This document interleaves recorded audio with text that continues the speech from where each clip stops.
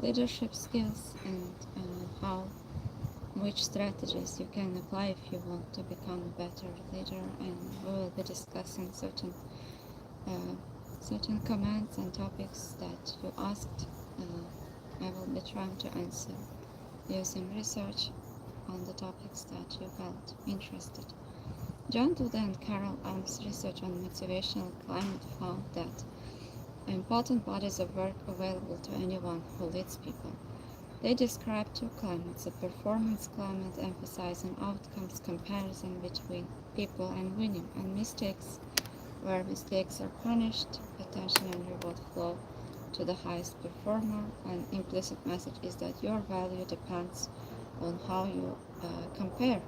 The mastery climate emphasizes effort, individual improvement, and learning, and mistakes are treated as information. Attention flows to development.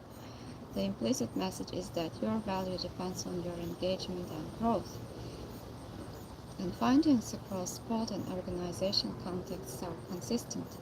Mastery climates produce higher intrinsic motivation, lower anxiety and better cooperation, and longer retention, and frequently better performance outcomes.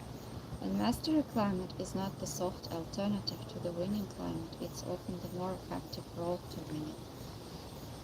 Sophia Jowett's research on coach-athlete relationship identified 4 dimensions that predict athlete well-being, including motivation, performance, closeness, meaning, genuine mutual care and trust, commitment, meaning, mutual investment in relationship over time, complementary, meaning, cooperative and responsive interaction, and co-orientation, meaning, shared understanding of goals and perspective. And relationships high on these dimensions predict better outcomes than relationships characterized by control, criticism, and conditional approval. And the gap is not small. And translation to organizational leadership is direct. Manager who is genuinely invested in their people, who is responsive rather than controlling, and who has built shared understanding about where the team is going, will get more from the team than the manager who relies on positional authority and conditional approval, even when the second manager is technically more expert.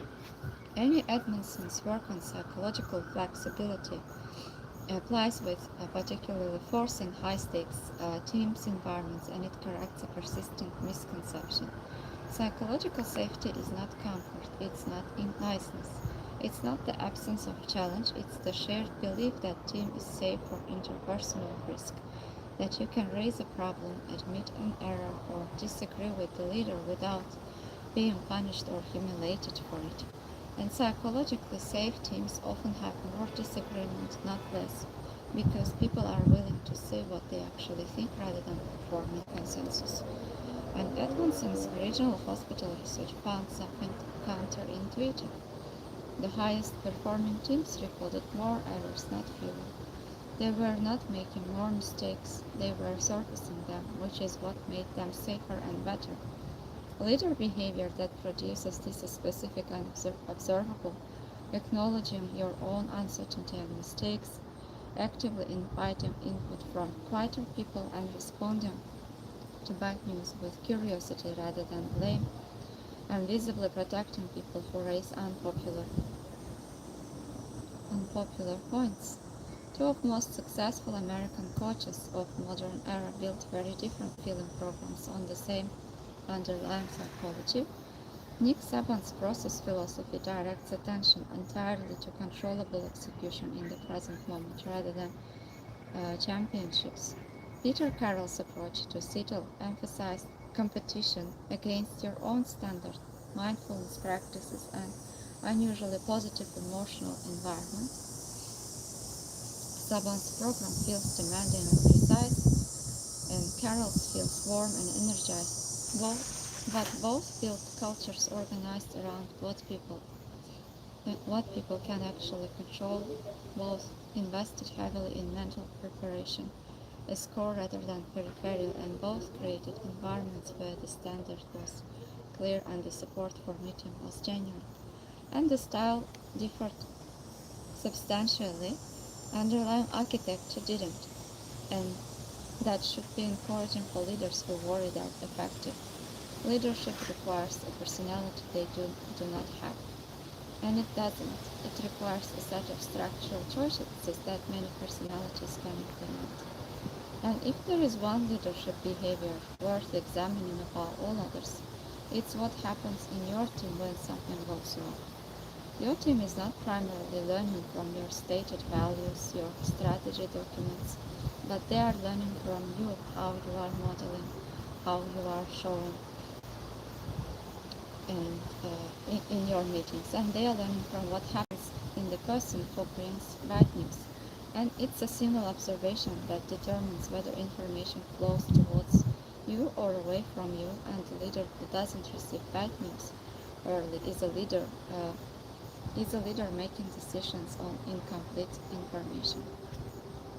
Good coaches know their athletes individually and what motivates each person, how each responds to pressure, who needs challenge and who needs reassurance, and what is happening in their life outside the sport. And it's not favoritism, it's recognizing that identical treatment of different people produces unequal results. And direct challenge that sharpens one person will shut another down entirely. And public praise that motivates one will embarrass another. Therefore, uh, people might have different, people might need different approaches.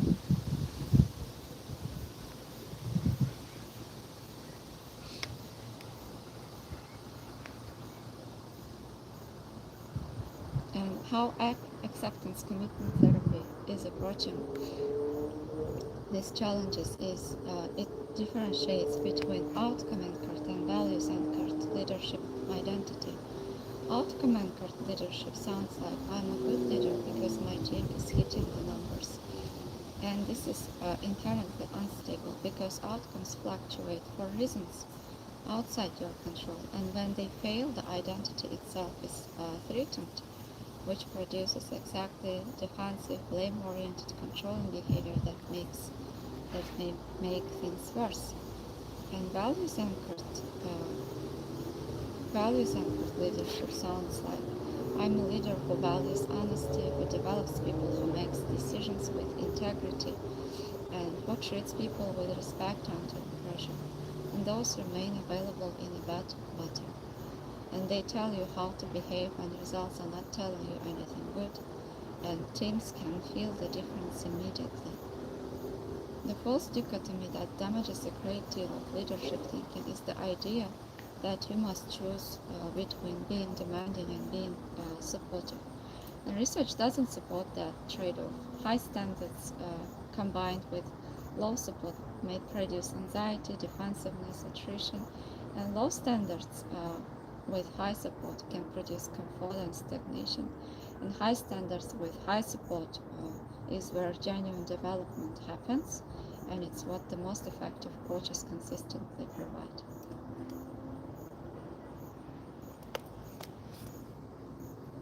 Thank you for being here. Thank you for your attention. I hope this information was useful for you. If you find it useful, you can share it with other people.